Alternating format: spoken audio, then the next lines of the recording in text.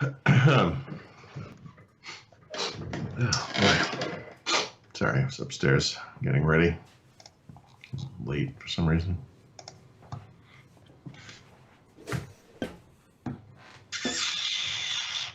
I can't tell if you're on the wrong mic or not. I use a really crappy speaker down here. Mm-hmm. I'll check. I'm on the wrong mic. That's amazing. Of course I am. And actually, that mic is not, my correct mic is not showing up. Hold, please. Please hold.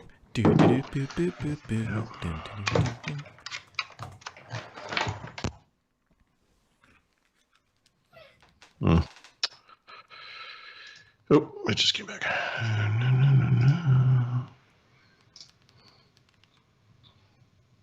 Okay, that should be fixed. Yep, that sounds. I mean, you still sound terrible, but the audio's better. Yeah, well, you should see how I look. Oh, God, I cut myself shaving. I'm a bleeder. Nothing but the. One second, you ready? I got blood coming out of my nose. Why do I have to be on camera every day? I hate this. All right. I can't help that, but I can help this.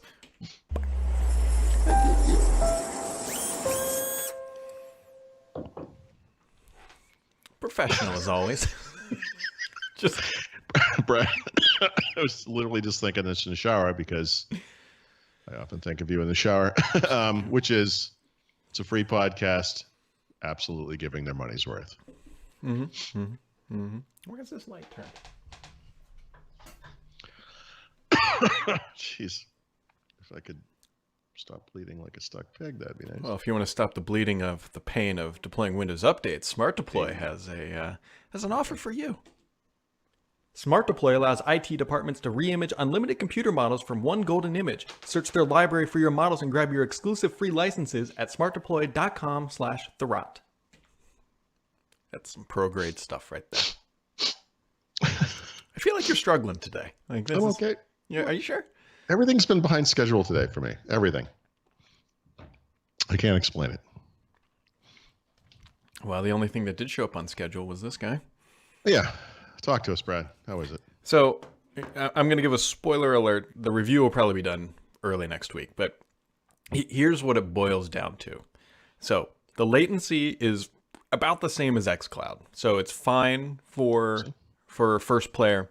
It's not great for multiplayer, but it's usable. That's fine. Whatever. I'm sorry to interrupt. How are you doing it? Like, what's the connection? So this guy connected to the Chromecast Ultra on this TV behind me. Okay, so it's wireless. This is the one wireless scenario. Yep. This is how it comes in the box. I figure this is the optimal normal way people might play this. I am going to try it actually playing it on this thing, the Surface Book 2 here a little bit later. Okay. But here's my problem with or the challenge or whatever you want to call it. So xCloud and Stadia roughly equal on latency. And so where people are going to get mad is that I will give it a pass to xCloud, not because it's in preview. Right. But here's why. When you buy Stadia, you are buying this product. You are buying this streaming thing. That's all you get. That's all you get. Yeah. In xCloud is a feature. It's not the product. It's something that you can be like, you know what? Let me just play a little bit. It's another way to play the games that you've purchased or get as part of a subscription. Right. And if you want the best experience, you fire up your Xbox and you're fine. With Stadia, this is as good as it gets. Like until they improve the back end, which they might, but I think we can all argue that last 10% is the absolute hardest. Yeah. And so right now, Stadia is not a great experience because it's not as good as a local console, but that's what they're pitching. And so right. They could fix the all the latency and performance problems easily. They could just go to Azure. I don't even know if that's where Stadia. Sorry. I thought you were going to say console. I was like, console, yeah. Here's an idea. I build a hardware device, right? No, hold on a second. And you download the games. I'm just throwing it out there. I know. And then you have that local compute. Mm-hmm. And then you can stream some of the stuff like where the players are in multiplayer the way games. You future-proof it. This is the genius part of the plan.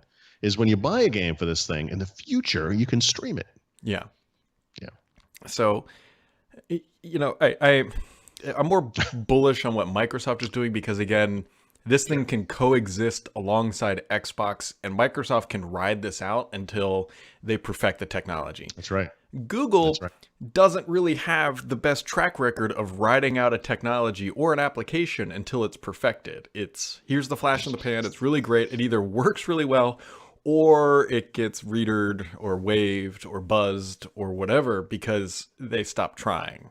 Yeah. No, Google has the attention span of a gnat. I mean, they're, which is interesting because I often complain about Microsoft not being able to finish the job. And Google is obviously an even worse example of that. I mean, my God, they don't even, they often, they just canceled CloudPrint this week, right? Yeah. So CloudPrint is a product that's literally been in beta for 10 years. Mm-hmm. At least they kept it around for 10 years, but. Yeah. So to me, like after trying it, I think this is a colossal win, at least so far for xCloud because. Oh, okay. That's like, right. Okay. Yeah, no. Stadia isn't, I think, in trouble until they figure that latency out. Because again, it's not a big deal if I'm playing Destiny sitting in my hotel room every once in a while, or I'm upstairs or whatever. But to come down and play every single day with that latency would become an issue. Not to mention the other problem is too, getting into a multiplayer game takes a bit of time because there's not a lot of people. Right. Not a lot of people there. So, how's the controller from a quality compared to Xbox controller perspective? Dug out my old PlayStation 4 Batman or whatever, the DualShock 4. I mean, these things. Are they similar in size? Yeah, they're kissing cousins. But let's see. Yeah, that's interesting. It's weird because it's shaped more like an Xbox controller, but it looks like it's smaller. Yeah. A little bit small. It's kind of it's about the same. Okay. Yeah. That's so it's I don't know. I still much prefer the offset design of the Xbox controller over this. It's from a controller, it's fine. The only thing that's somewhat disappointing is that Google had the chance to wipe the slate, start completely fresh. Right. And what they came up with was a controller that's very similar to PlayStation and not as good as the Xbox. I mean, it's like you're Google, like you have infinite resources. Maybe, I don't know, try something different instead of building a 1994 PC peripheral that everybody's seen before. Fair enough. Yeah, so that's that. We'll see. We'll see how this weekend goes, how much time I get to play with it. Right. Because I'm going to be doing a lot of basement gallivanting. I've ordered things, Paul. Yeah. No, that's good. Brad Vila has a lot of tasks this weekend. Yep. Including it's probably going to start right after this podcast. I got to clean this place up. The older I get, the more I finally understand why my dad was so anal about putting tools back where you found them. Yeah. Like I've become like really anal about it, doing this specifically. It's tools. It's everything. Like how do you find anything? Like if I leave anything in the wrong place, like a phone, a wallet, whatever, it's like a 3-star emergency all of a sudden. Because you just have it's just like a muscle memory. Like if it's not there, I don't know what to do. Mm-hmm. Yeah, and then other things that are actually happening that people might care about. It's Surface earbuds. If you're looking to put those in your stocking, you can. You can probably put it in next year, maybe if they come. It's still there. Yeah, that's what I was. 6 months. Yep. Yeah. I don't see this as a big emergency. You weren't rushing out to buy one, Paul? Or buy a No, I wasn't. But I mean, I don't really think many people were, to be honest. It's a peripheral. It's a side business. It's, look, they announced. They announced, I guess, technically 5 computers, but we're very clear that 2 were coming next year, and they delivered all of those. Those are job one for Surface, right? So the new Surface computers are out in the world, and by all accounts, Surface Laptop 3 and Surface Pro X are in many ways new devices. I mean, I know Laptop 3 technically isn't, but AMD processor and so forth. So that to me was the important stuff. So yeah, Surface headphones or earphones, earbuds, whatever, delayed a couple of months. I mean, whatever, who cares? Yeah, and they'll arrive in the spring. I bet it wouldn't surprise me if they show up around like a Surface Book 3 timeline, maybe. Oh, interesting. Yeah. I also here's some conspiracy theory based on no facts whatsoever kind of idea. My favorite. Yeah. I'm listening. Is what if this delay has something to do with Cortana? What if they want to make these buds compatible with multiple assistants, much like Windows is, much like Xbox is? So that's It's an idea. that's an interesting one. Again, based on nothing, but Right. I think it's something they should do. I mean, if you're going to be assistant agnostic, you should be assistant agnostic everywhere. Mm-hmm. You know, I could. I mean, so maybe there's some evidence to this, Okay. because they just killed Cortana outside the U.S. for mobile devices. right? So the earbuds shouldn't really ship worldwide without that app, right? Isn't that? That's a good point. Right? Exactly. How would you even use it? Yeah. Interesting. Interesting. Mm-hmm, See, that's how conspiracy theories work. It makes sense. I saw smoke over there. If Yeah. it was one shooter, it couldn't have been over there. Just saying. By the way, it was one shooter, but I didn't think we were going down the JFK route, but yet here we are. JFK is very clear. Unfortunately, it was one guy. But Surface earbuds, that one's still up in the air. We can go to town on that one. I could buy into this theory. Let's have Mahedi write it so it's a fact. No, Right. Mahedi, we need you to start a conspiracy. Eddie, listen, we have a source that told us that we need you to write it up so it doesn't come back to us. Yeah. Be real confident, extra confident. Use words like absolutely sure. Multiple sources. Just write it like sources close to The Verge told us that. Oh my God. Just do it like that. we're just actively plotting his downfall on a live podcast. This is wonderful. This is Mahedi, I hope you're watching. I thought no one was listening. People watch this? Microsoft also confirmed the thing we already knew that, desktop apps on Windows 10X. Yeah, but I'm still in containers. I'm still very interested in the details there, right? Because Microsoft has added a feature to Windows 10 called Sandbox, which at the time I wrote about as, look, this is a step toward this future where desktop apps are run in containers. I wasn't thinking about Windows 10X or what we would have called Light OS or Windows Light at the time, but clearly to move this platform forward, separating applications from the operating system, kind of virtualizing the platform for the apps makes tons of sense. Yeah. And Windows Sandbox is a complete Windows environment, so it's not exactly the thing, but it could be a step, And there's something called Windows Server Containers, which I'm not 100% familiar with. I can't claim to know actually anything other than the name, but I do kind of wonder if some combination of these technologies or some new iteration of these technologies will result in what is essentially a local application-based virtualization platform. Something like if you're in the enterprise, Microsoft used to have, probably still has, something called AppV, application virtualization, and the idea is you would deploy these things over the network, and they would install in your system. They would look like the version of the OS you were running, so they would take on whatever the Chrome was, and it was just a single application, right? Not a whole Windows install. So, we'll see, but interesting. I mean, so we're edging closer to the full story. Yeah, we will. We'll see. I just would like to load it onto my stuff now, but yeah, no, I totally want to play with this. if only they had some sort of program where they could ship like an early builds access of kind of a thing, Windows to certain groups that are opting like in, insiders of a kind. yeah, and use some sort of ring system so that only like people, who want this experimental. It's like you could choose how often you wanted to get updates. Yeah, I can't believe that. Yeah, that would be. Yeah, it's an interesting idea. You should submit that. If only they had like a feedback hub, you could recommend that. So let's talk about the feedback hub. I'm convinced that thing is just a desolate wasteland of ideas that. Yep. What I expect happens is the Windows team, when somebody wants a raise, they go in there and just scroll through the ideas, pull out like 6 of them, and then propose it in a meeting as solely their own ideas. Right. But then the rest of the ideas that are in there, or more important, the complaints, are just subtly ignored. Oh yeah, well, I mean, who gets no awards are giving for plugging the holes, so right. It's whatever. Anyways. I don't know. I feel like, it's like the argument like we should celebrate teachers like we celebrate celebrities. Is like we should celebrate the software engineers who fix problems instead of the people who invent new stuff we don't need. Yeah, I wonder if Apple could adopt that. That would be great too. They do adopt it, Brad, every 2 years. strangely accurate. And Yep.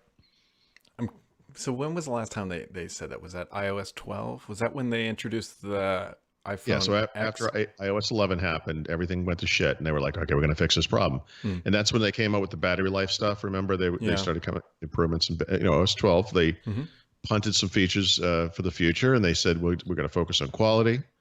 And by all accounts, it was of higher quality. But Bloomberg has like a nice little chart where they looked at like the number of fixes that came out for iOS after each release, and it's like this little bar chart, and then it hits 13, and it's like zoop, and it goes way up. It's almost double, and it will ultimately, it probably will be double. This is like the buggiest release ever. Yeah.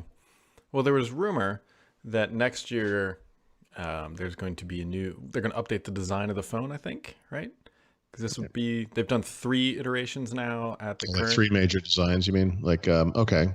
Well, maybe. Yeah, okay. I guess 4. I would say 4. Right? The classic, the original, the iPhone 4. Yeah. The no, 6. well, no, sorry. I was thinking more of like they have the iPhone X, the XS, and then the 11. You mean a fourth model? Yeah, the 4th generation of like this style, right? The giant notch on the top. Gotcha. I'm sorry. Yeah. Completely misunderstood. Yes. Okay. So if they do a redesign next year from, getting into, I also thought about this too. I'll complain about it in a second. Okay. Anyways, so it would be much easier for them to say like, hey, the OS is mostly the same, but we have this brand new design, right? Like from a talking point perspective. I see. Yep. Also from a talking point perspective, I don't know why this made me so angry. I think somebody tweeted about like next year they need to, or 2020, they need to update the keyboard cover that comes with the iPad to have a trackpad because, that's what everyone wants and the planet support.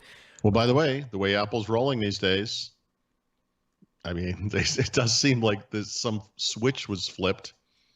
That switch was the "don't let the door hit your ass on the way out, Johnny." But it really, right? I mean, all of a sudden, they're starting to do things they said they would never do, or they just ignore it or whatever. So I can already picture how this is going to go down, and it already makes me angry. Tim Cook will be on stage. It'll be a black background or whatever, keynote slide, whatever the hell they do. And then there'll be that dumb smoke animation when they they usually do like a price cut, and it'll just say trackpad, and it'll do that, and everyone will be like, ah! And then I'm gonna go postal in my house. My dog is gonna be the victim, and just watch that Bill Burr skit, by the way. Where he's like, he finally came to understand that his dog like feeds off of his emotions, and he's like, oh, nice, like that, a frickin' ref, and the dog's like, rawr, rawr. That's exactly what it's like. Yep. Yep. It's coming, and it's. Oh yeah. So. And by the way, I just for them, I mean, I think it makes sense. It's a good business decision. That will sell iPads. Yeah, it will. It is a simple device. It runs all these productivity apps. God, just take that extra step, and you will get so many more customers. There are all kinds of people who, now granted, it's going to hurt them a little bit on the Mac end, but there are people who are using these complex and expensive computers. Most of them are Windows computers, so it wouldn't hurt, for the most part. And, they want something simpler. And Chromebook is, one route, and it has its issues for sure. But the iPad it could be another route, but they need this thing, it's like touch on Windows. This is the thing that kills me because there are people who are adamantly against either one of those things, and my response to that is the addition of this feature doesn't impact you if you don't want to use it. Right. It just doesn't impact you. Don't buy the keyboard cover that has the trackpad. Don't worry about it. It doesn't, it can still work the way it did before. It's fine. It's so pragmatic and obvious. Yep. The Apple we've known so far would never do what we just described, but I don't know. They just fixed the keyboard. And by keyboard, I mean by fixing, I mean literally went back in the Michael Crichton time machine and used the 2015 version of the keyboard they already had. But whatever. You know what? It's better. Yeah, this is one of those times you could ask me, like, what would Steve Jobs have done? And he would have literally not gotten rid of the perfect keyboard. Well, okay, fair. That's a good point.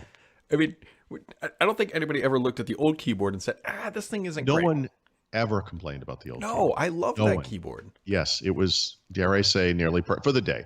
I think the one thing that's happened since then, the old MacBook Air keyboard, which I assume was identical on the Pros, is we have moved to a world where the throws are less than they used to be. They're a little less, like it's like a stick shift. You want the short throws like in a performance car.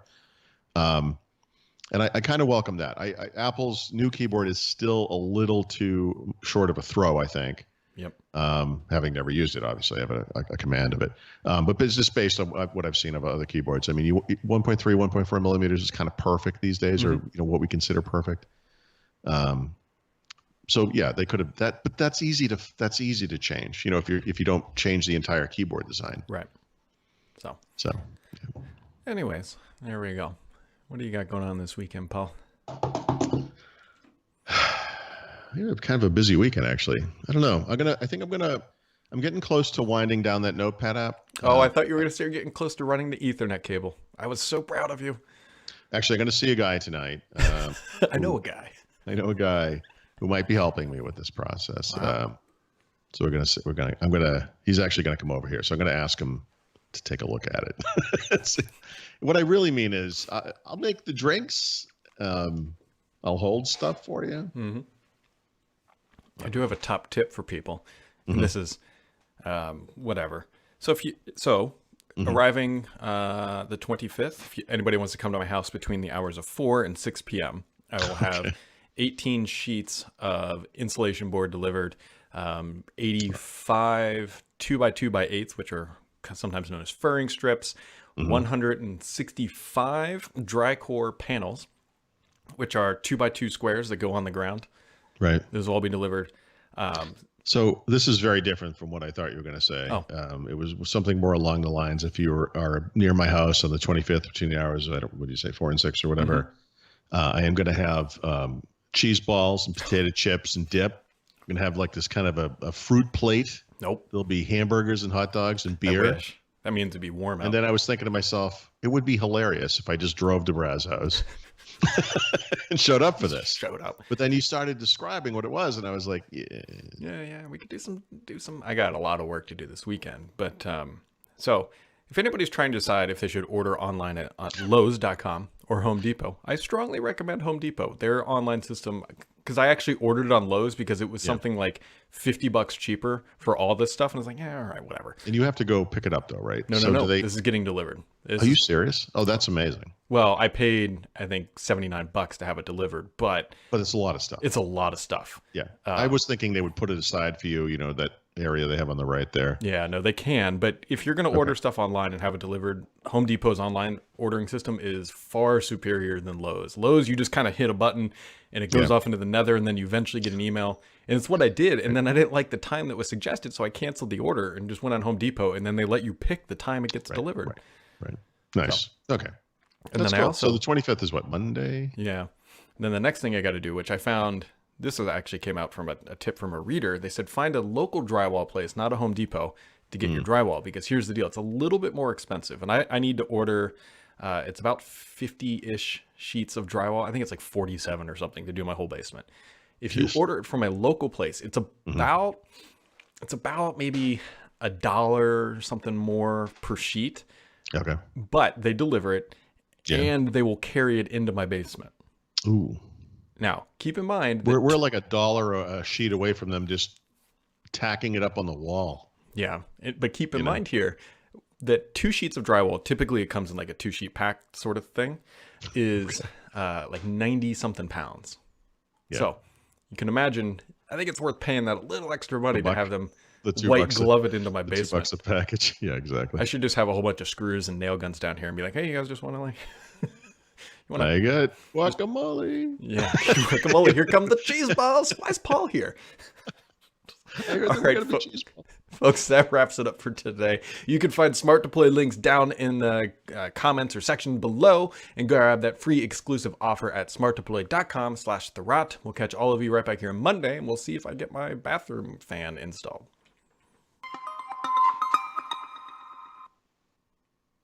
Yep, I'm working in the bathroom this weekend. Wow. I don't like plumbing. I don't like bathrooms in general, like working on them. So I gotta drill a hole about that big through a concrete block to run an exhaust fan out. I was just looking at what's the one that Google owns? Ring? No, Nest. The Nest security cameras.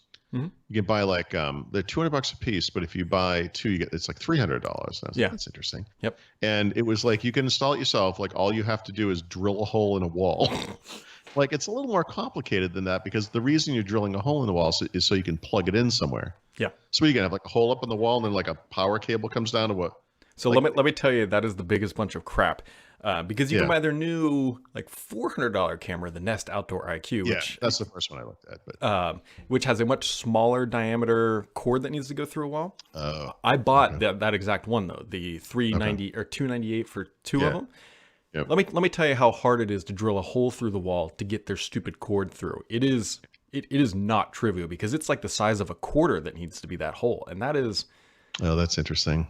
Now I mean, we have a closet near our front entrance where I could drill it into that, I guess. But I'm thinking I'm gonna, this is what happens to me all the time. I look at the requirements, Yeah. and I'm like, I am not comfortable doing this. If you don't have to go through concrete, then it's not so bad. I had to go through concrete and brick for that matter. So what I did was I hit the mortar joint, but then the way my house is, there's brick and then there's concrete cinder block. Nice. And But like you have to have like a drill bit that was like 18 oh no, inches. I spent like $30 on this giant ass drill bit. Yeah. And it was a challenge. Now, if you have outdoor electric, it's not that big of a deal. Like I do on my back deck, like we have an outlet back there, and I just ran it. we do. But you don't want a security camera connected to power outside. That's like someone could just walk up and unplug it. Yeah, but here's the thing though. So the one nice thing that I really do like about Nest is that if the camera loses power, it sends you the frames of the stress last 5 seconds before it was turned off. Interesting. So Okay.